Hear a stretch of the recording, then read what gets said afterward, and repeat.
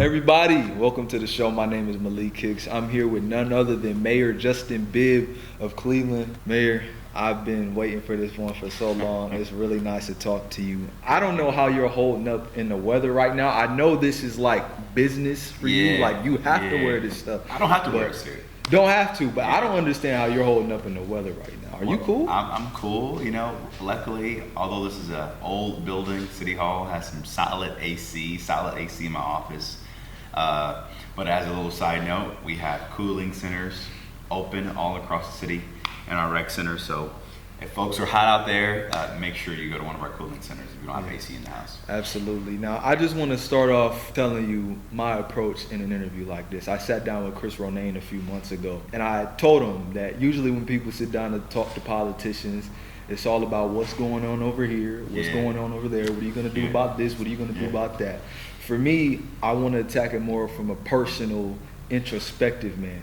So that's kind of the approach and angle we're going to take today. So I'm really excited to dive in to everything with you. You ready? I'm ready, man. Let's go. So my first one is, a lot of people talk about how your role while you're being in it, how do you shape the role, but how is a role shaped to you more so as a person, more than a politician? You know, I think the job of mayor has given me more patience in terms of how I lead my cabinet, how I work as a leader to collaborate with city council to address our big issues in the city. And I'm patient with family and friends, right, who have had to adjust to me being in this role over the last nearly 4 years now.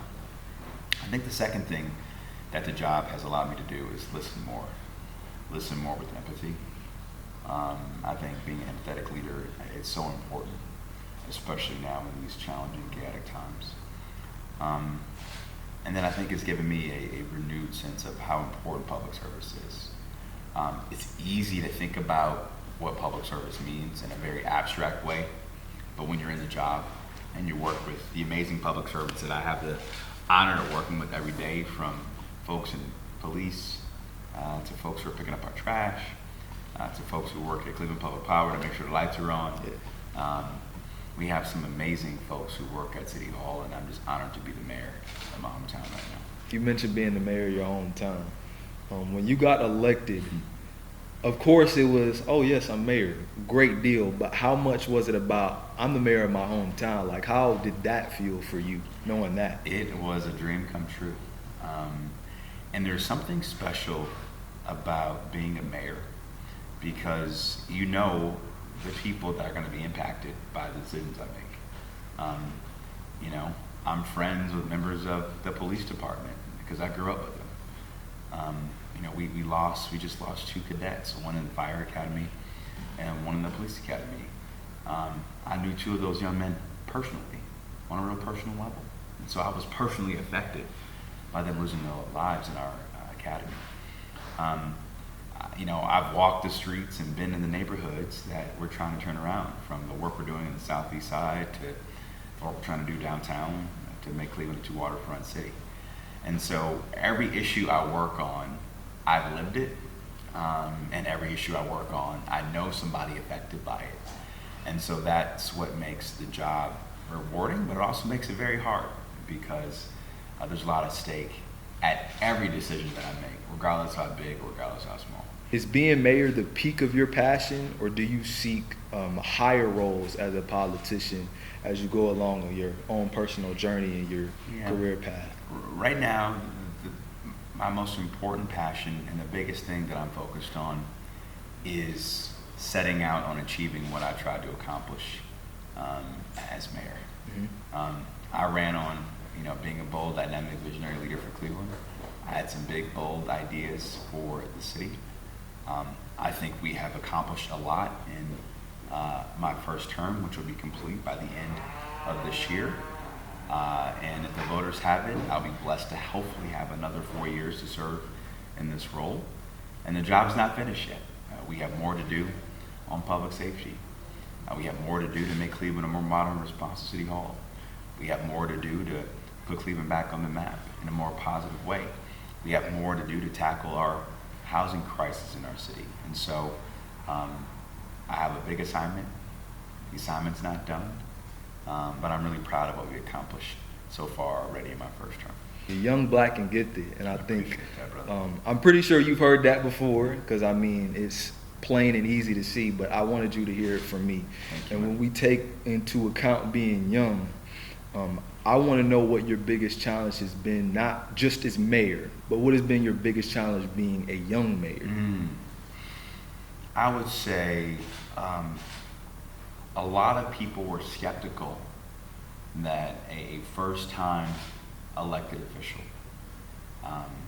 at 34 years old, that's the age I was at when I was sworn in, could be the CEO of a $2.4 billion corporation with 8,000 employees and be effective. There were a lot of people in this community who were rooting against me, and I had a target on my back. I think that has motivated me to be an example, positive example for young people like you, because regardless if you go into politics or pursue a different career in media or broadcasting or in sports, there are going to be people who think you can't achieve what you have set out to achieve. And it's important for you to have examples you can look to for inspiration, for hope, to know that it is possible. And there were young leaders that I looked up to, and they paved the way for me, and I'm just happy that I had some mentors, a strong family, and a great community of friends, and a great cabinet and great team at City Hall who allowed us to have a very successful first term. Okay, you talked about people that paved the way for you. Yeah. Can we mention some of those people right Absolutely. here? Like, who paved the way for Mayor Justin Bibb? Well, on the personal side, man, my parents, my mom has been my source of accountability and inspiration since I was a kid. She's where I get my work ethic from and where I get my sense of community from. I get a big sense of my big heart for public service from my late father, who passed away nearly 7 years ago, who was a cop and a firefighter. He did both jobs for nearly 35 years. I get my passion for activism from my late grandma, who was the president of our neighborhood watch club. And she showed me early as a kid growing up on the southeast side the power that local government has and how they can improve people's lives. And so I've just been blessed to have people in my family, but also other leaders in politics, from Barack Obama to Cory Booker, to Shirley Chisholm, to Jesse Jackson, to Arnold Pinckney and Carlin Lewis Stokes. The list goes on. And so to folks like Michael White, who was one of the first people in the city who endorsed me in 2021. They believed in me, and they saw something in me, like I see something in you and your colleagues here with you today. And so I'm just trying to pay it forward, and hopefully you will pay it forward when you go to Ohio State and make it big. Absolutely. Thank you. You talked earlier about some of the people that paved the way for you, and you mentioned Barack Obama. You interned for him? Yeah, I did in college, yeah. 2007? 2006. The year I was born. 2006. It was before I was Sorry. born then. I'm old. But when we talk about you working with Barack, what are some of the key things that you really took from him and you're still enacting right now? Well, one of my most important conversations that I had with then Senator Barack Obama, he told me, Justin, you should aim to do something, not be anything. And in that comment, what he was really saying was, don't focus on the title, focus on the impact. Mm-hmm. And while I am the mayor, I don't wake up every day saying I'm the mayor. I wake up every day focused on how can I have impact more than I did yesterday, on issues around public safety, on issue on how we make this a more affordable place for people to live, grow, and achieve their version of the American dream. How we can make Cleveland a destination for young talent, folks like you and your friends. That's the work. And so it's a constant reminder on the importance of, we need to be the do generation, not the be generation. Yeah, I love that. This is one of my favorite questions to ask right here. Like I mentioned before, I sat down with Chris Ronaine a couple months ago, and I asked him this question. I love this answer about it, and I want to pick your brain on it. What is one trait about yourself, one of the best traits about Mayor Justin Bibb, that you feel every politician should possess to be the best politician they can be and be a good politician? I love getting advice and feedback. And I love challenging my team to always interrogate how we come to a decision, and if it's the right decision. I'm not a big believer in having yes men and yes women around me. I'm a big believer in having a team of rivals that gives me honest feedback about my leadership and how to make me a better leader. And I'm always constantly trying to get better, kind of like Kobe. I got that Mamba mentality where I'm always focused on continuous self-improvement. And it's that drive that I think of always trying to get better that I think has made me a pretty effective leader thus far in my career. Yeah, when we talk about self-improvement, love that you mentioned it, by the way, because I believe the best work is done within. Yeah. And on top of that, what is the one, inner obstacle, one that you've conquered, but in your early days that you had to conquer? I think managing anxiety and managing self-doubt.